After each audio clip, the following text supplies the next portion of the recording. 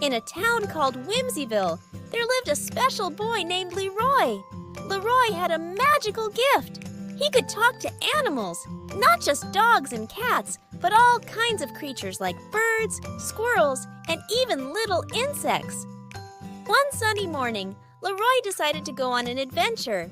He hopped on his bicycle and pedaled down the colorful streets of Whimsyville. As he rode, he saw friendly faces and heard the birds singing in the trees. Suddenly, Leroy spotted a group of pigeons pecking at crumbs in the town square. "Good morning, Leroy," chirped one of the pigeons, flapping its wings happily. "Good morning, Percy," Leroy replied with a big grin. "Have you seen anything interesting lately?" Percy the pigeon thought for a moment and then said, "Well, I saw a glimmer of light coming from the old clock tower yesterday. Maybe something magical is happening there." Leroy's eyes sparkled with excitement. He thanked Percy and pedaled even faster towards the old clock tower at the edge of town. When Leroy reached the tower, he parked his bike and climbed the winding staircase all the way to the top. As he pushed open the creaky door, he gasped in amazement. Inside the tower room, there stood a beautiful clock, glowing with a warm, golden light.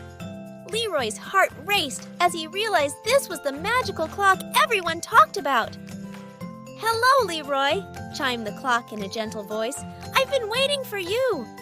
Leroy couldn't believe his ears. "Can you really grant wishes?" he asked, his eyes wide with wonder.